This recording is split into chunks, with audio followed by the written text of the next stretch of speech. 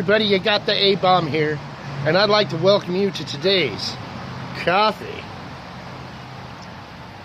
and smoke with me, the ABomb. So let's fire this bad boy up, huh? Now, before I get things going, I've got a lot I want to talk about concerning the show and concerning where you're finding the show now. Uncle Lou and I, we had a talk yesterday, and he asked me if I would include coffee and a smoke in with his new LWO network. And I said, you know what, no problem. So you're going to have coffee with Uncle Lou, coffee and a smoke with the ABomb, beer in the garage with Chief Urag, and I know J-Man's going to do something. But anyways, it's going to be quality off-season programming brought to you by video makers. Regular, ordinary guys that want to talk about regular, ordinary stuff. So, let's get on with this, shall we? I'm from Stockton, California, and we had some big news. Our local hometown boy, Nate Diaz, he choked Conor McGregor out.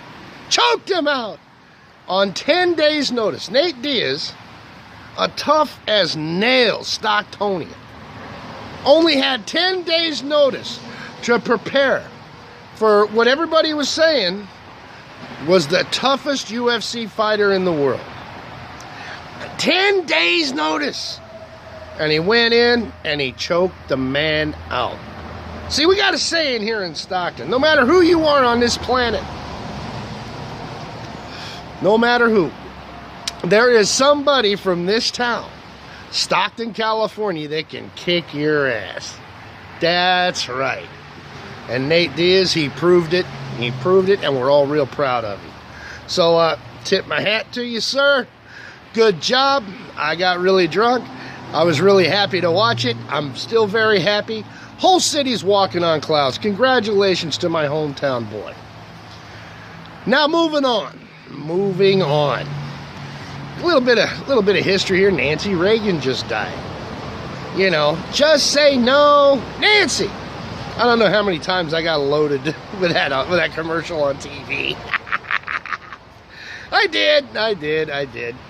But you know, hey, Nancy, she was a class act. She was always looking sharp. She always wanted to put the country's best foot forward.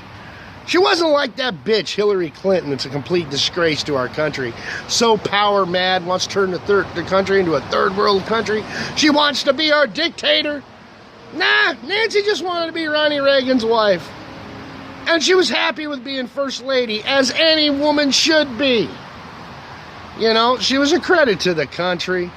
You know, she wasn't the greatest actress. But then again, Ronnie wasn't the greatest actor. But they sure did good in the White House, you know?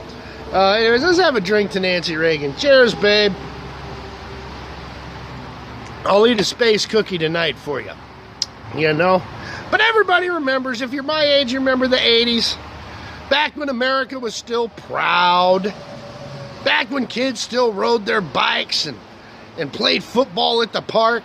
Unlike today, where these kids can't even get on a damn bike, and well, the only thing that's in a park anymore is the drug dealers, so kind of messes it up, don't it? Man, what a damn shame.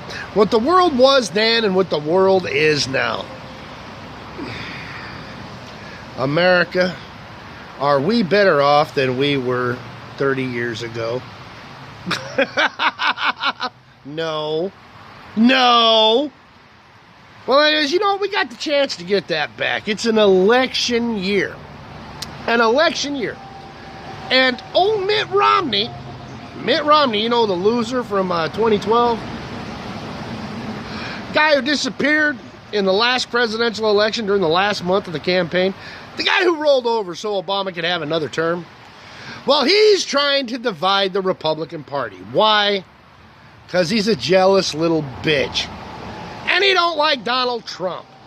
And you got Kasich talking about taking the nomination to the convention. You got Rubio, not man enough to get out of the race. He's not even going to win his own state. And then you got Lion Ted, the Canadian. Look, everybody, I encourage you to vote for Donald Trump.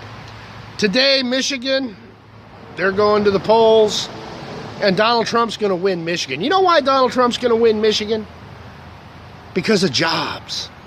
Because of bullshit trade agreements, NAFTA, GATT, the WTO, MFN for China. If you're unemployed and you don't know what any of that stuff is, you better learn it. You better learn. Look, vote for Donald Trump. Make America great again.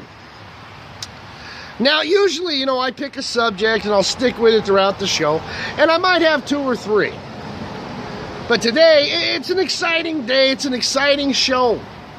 I had to pick a different spot in my backyard because it's freaking cold. And I wanted to be in the sun to get a little heat, and I wanted to show off my little hat. How you like my hat, eh? I got a galaxy on my hat. I love a good bucket hat. And baseball season's coming up. I'm real excited about that. I wonder what my A's are going to have in store for me. I don't pay attention to the Cactus League or the Grapefruit League. Because for some reason, whenever I do, my team always does crappy that year.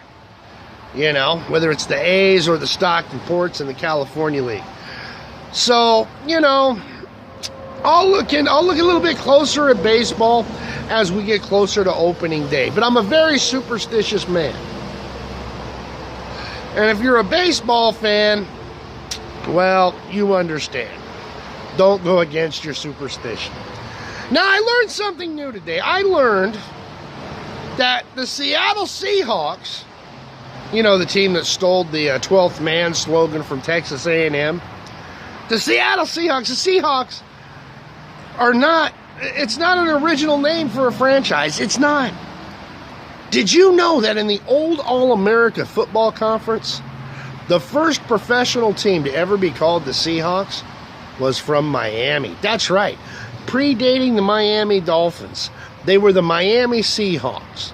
I learned that today. I watched a great documentary, The Forgotten Four, about the first 4 guys to reintegrate the NFL. I suggest you all watch it. It's on Epix On Demand. I watched it, I got up about 5, and I just finished watching it. It was great. It was absolutely great. And talked about how the Rams had the first black NFL players. How the Rams really didn't want to have those players. And it talked about how the great Paul Brown, integrated the old All-American Football League from the get-go. When the Cleveland Browns were formed, they ran the Rams out of Cleveland. It used to be the Cleveland Rams. The Rams went to Los Angeles, and they had to hire 2 black players in order to be able to play in the LA Coliseum. They didn't volunteer to do it, folks. And it wasn't the NFL that made them do it. It was the city of Los Angeles and the LA Coliseum Authority. So check that out and watch it. And of course, I'm a 49er fan, and knowing that the All-America Football Conference voluntarily reintegrated the game of football really gives me a lot of pride.